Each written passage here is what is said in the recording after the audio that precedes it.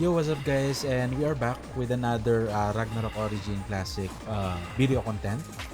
So yeah, this time I'm going to create a free-to-play guide lang for Stalker and para sa mga gusto mag-switch ng Stalker. So as you can see, lalo na sa mga nakatutok sa channel ko, sa mga contents ko lately, um, last time na nakita nyo ako na nakita nyo pa ako sa WoE last 2 days ago is LK pa ako, di ba? Lord Knight pa ako, nag-enjoy ako as LK. But then kasi, kinabukasan, naisip ko, what if mag-try ako ng ibang class na hindi ko nagamit before? Which is ito ang Stalker. So, nag-research ako, nagtanong-tanong ako, and I found out na sobrang OP nga nitong Stalker as a free-to-play player. Lalo na ako, the only thing na ginastos ko lang naman dito guys is yung Radiant Pass, and that's it. Hindi ako nagte-take kahit bounty pass pa, kahit ano, wala pa. Radiant Pass lang talaga. So for I think 2 days of playing of dito sa Stalker, na-enjoy ko siya guys. Ang lakas ng damage output niya, mapa PvE man or PvP. Sobrang imba ng itong backstab skill na to. So, tara, bigyan ko na kayo ng tips kung paano maglaro ng Stalker as a free-to-play or paano mag-build ng Stalker as a free-to-play. So, direct to the point na to guys ha. So, unahin natin itong sa stats. So, sa stats, you will have 2 stats lang naman eh. You will use these stats both PvE and PvP. So, is STR is dyan kasi manggagaling yung damage output ng backstab. Okay? And then, second thing is the Agi for attack speed ng, I believe, ng backstab. Para mas mabilis yung pag-skill niya. Yung pag-damage niya. Yung pag-hit niya sa'yo. And then, yeah, that's the basic stats for Stalker. PvE and PvP. Okay? And then the next thing is skills. Okay, so we're going to the skills. So you can just copy this one guys, okay? So we have on the first job, on the Thief class, we have double attack level 10, and Venom level 4, shield dodge level 5, and then increase dodge level 10, hiding level 10, and then backslide. Kailangan nyo to backslide for moving speed, okay? And then dito naman sa second job nyo, so you're going to get this one. Plus 30 IAP attack to if you're using a crossbow and dagger. I mean crossbow blade.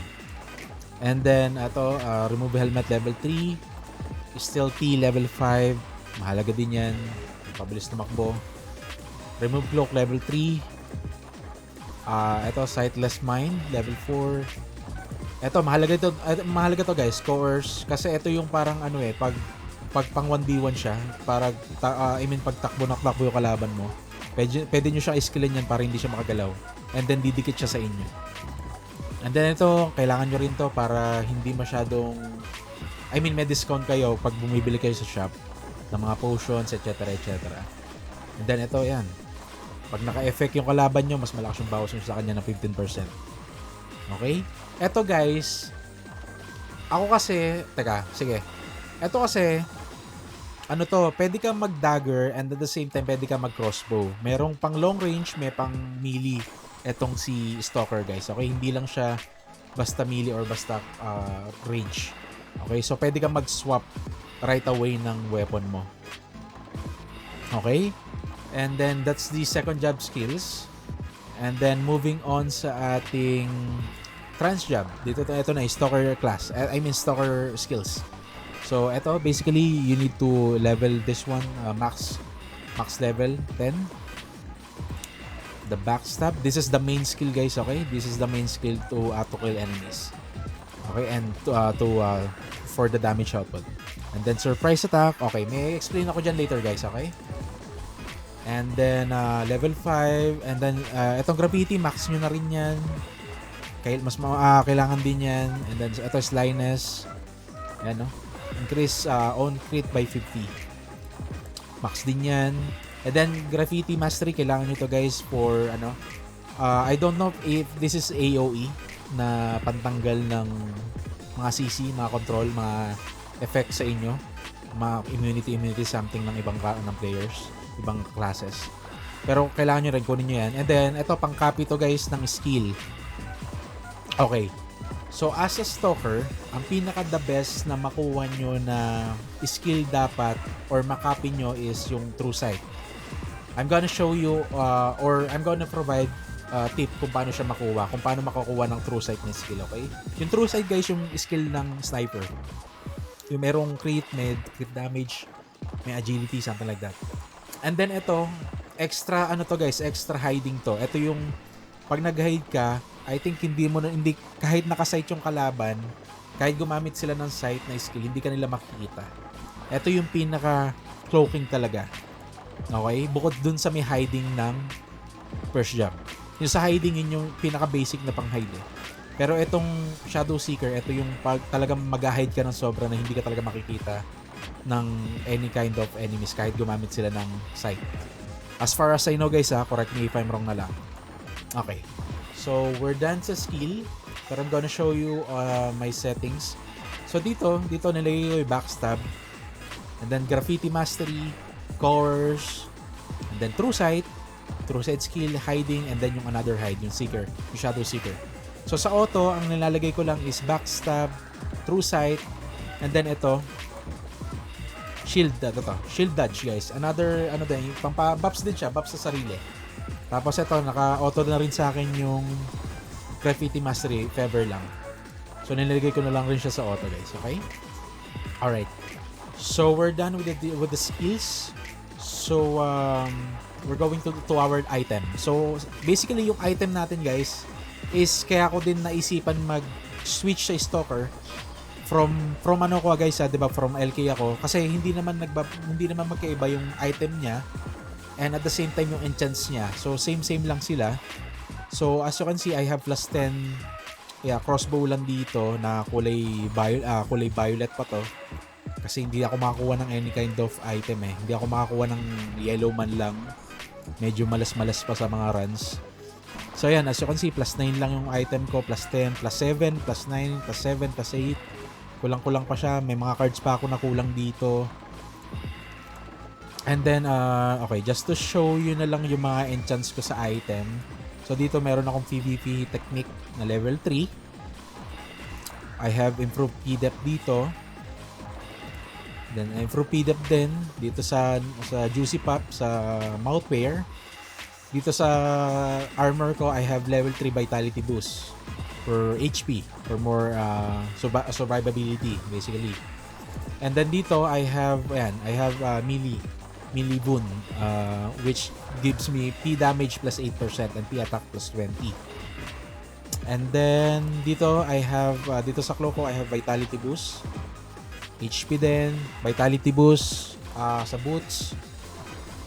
I don't know if may much better dyan na dito sa dalawa na to, pero ito lang kasi muna yung nakuha ko, so kinip ko muna yung ganyang stats. And then melee boon plus level 2 dito sa isang ring. And then dito, superior crit. Kumuha ko ng isa dito sa isang ring for more critical damage. Kasi sa crit din kumukuha ng damage talaga yung tawag dito, yung backstab skill, guys. Okay, and then dito, I have superior P attack for 2% attack damage. Dito rin, superior percent din. So, that's it for my enchants. And then sa cards kasi, guys, so, pag ganito nag-grind ako, ayan, nakikita nyo yung damage ko, 200k plus, basically. And then, naka-converter ako nyan. Ang card ko dito is, I have Freoni, yung MVP card na kinuha ko last time. I have Mandragora for wind enemies, plus 20% damage, multiplier. And then, I have this Illusion Worker, Skeleton. Illusion Worker, damage versus medium enemies, plus 8%. And then, sa armor, I have Piki. Okay. So, okay, guys. So, itong pinapaliwanag ko na cardings, ito, basically pang grind to. If magpi-PvP ako, syempre papalitan ko yan ng Hydra. Dalawang Hydra or isang Hydra, isang Skeleton Worker. And then sa grind naman, ito Piki. Mas maganda kung may max upgrade mo yan, awaken mo, upgrade mo. Pero pag nag-PvP ako, sometimes ang ginagamit ko is yung may HP tsaka yung merong example ito, yan ang ginagamit ko. May damage reduction siya sa water ng 10% and may max HP no 4%. Since wala pa akong magandang maayos na cards for that one. And then ayan dito naman yan, palit-palit yan. Depende kung saan ako pumupunta, depende kung saan akong nagda-dungeon, nag-PPBE. Syempre, kailangan natin yan yung mga reduction, guys. Mahalaga yan, mag-keep kayo ng ganyan. Kasi kailangan nyo talaga yan. As in, eto lalo na tong code card. Sobrang rare nito ngayon. Ang dami naghahanap niyan. So, bihira kayo makakita niya na nagbebenta. And then, I have Apomet here for extra crit and AG plus 3. Pwede nyo palitan yun. Depende sa inyo kung kailangan nyo pa ng mas tumigas kayo. It depends sa inyo yan, guys. Siguro, gawa na lang kayo ng mga preset album nyo. And then sa Nile Rose natin, I have 1 Mantis. Sinwerte tayo ng 1 Mantis nung nag-grind tayo isang beses. And then sa Nile Rose, I have this one. Kasi may STR siya and may crit din siya at the same time. Pero pag PvP ako, pinapalitan ko yan ng Horong for sight. And then dito, wala pa tayo guys magandang card eh. We have the Cramp card and the Coco card. Kasi wala pa tayong maganda or hindi pa tayo maka-snap ng maayos na card talaga. As in, I'm trying to snap pero ang hirap eh. Dito wala pa rin tayong card. Pero usually, ang lalagay mo lang naman dyan is mga yung nabibili sa shop, sa trade shop na cards, which is yung mga damage multiplier na large, medium, small. Same with this one. Same with this two. Yung apat na yan, pare-pares lang sila ng card. Usually na ilalagay mo dyan for the meantime. Okay, so we're done na dyan. And then guys, ito pala, biggest tip ko before kayo mag-expect ng damage output dito sa backstab. Kasi ako medyo na-confused din ako nung una. Kasi nung nag-grind ako before, sabi ko bakit merong 80k, tapos may 180k, may 200k, hindi pantay-pantay yung damage. So, ito yung nangyari. Dito pala siya guys papasok yung Divine Armament. Okay guys remember this one. Okay. Before kayo mag-stalker or before kayo mag-expect ng damage output kay stalker backstab, make sure na you have at least plus 10 refine sa weapon nyo. Bakit? Here's the reason why guys. Go to the Divine Armament and then on the Divine Armament, look for the build. Click nyo yung build. Okay? So, dito sa Elf, di ba na-activate siya ngayon? Yun yung build type ng weapon ko. May Calder, may Elf, may Legacy of Dragon. Yan, yung tatlo na yan. So, pag binasa nyo tong Elf na to guys, yung Refine plus 10, ano nakalagay? Backstab and surprise attack are now always considered used from behind the target. So, meaning, dati kasi, kung wala kang plus 10 na ganun, kailangan nakapaligod yung babanatan mong monster or character para mag-deal ka ng ganyan na damage na 200k plus ng maximum damage kay backstab. So, nung hindi pa naka-plus 10 yung weapon ko na ganyan, at tinitira ko yung monster na nakaharap and yung mga player na nakaharap, iba-iba yung damage. Like, 80k, 70k, ganun yung makukuha nyo. So basically, kailangan mo ng at least plus 10 na weapon upgrade para masulit mo yung damage output ni Stalker. Okay? Tandaan nyo yun guys kasi baka makonfuse kayo, ako pasisihin nyo, ba't kamo ganito yung damage ko, ang hina, ganito, ganyan.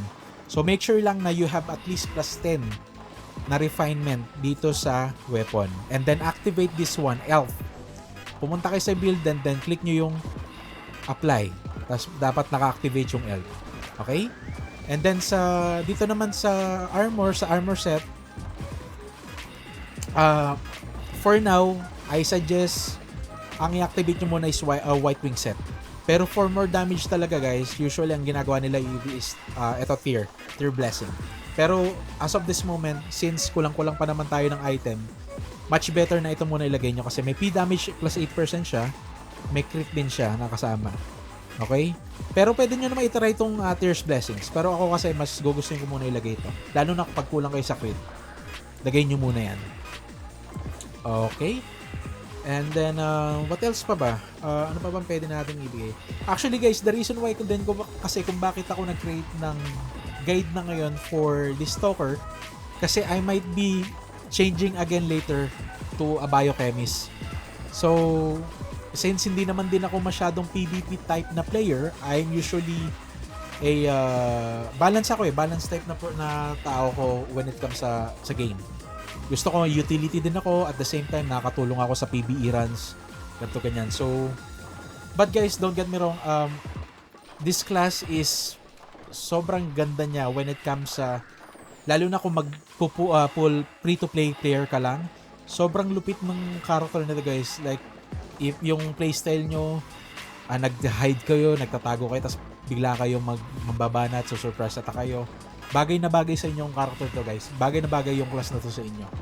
So, ayun. Pero, just to make sure guys, before kayo, ulit-ulitin ko kasi baka makonfuse kayo. Ako pasisihin nyo, sabi ko nga.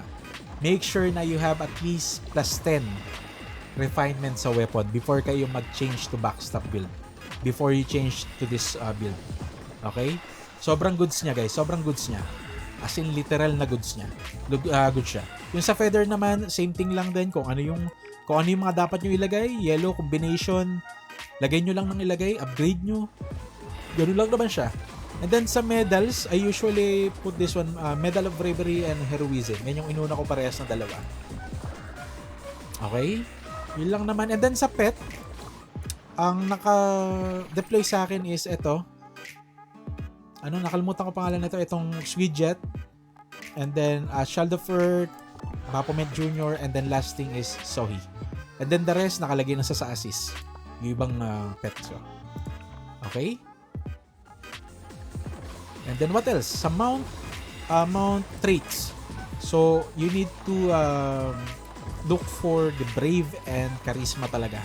Charisma and Brave for more attack. Yan ang kailangan nyo i-prioritize guys. Alright, I think that's it. And yeah, see you on the next one guys. Bye-bye for now. Thank you so much.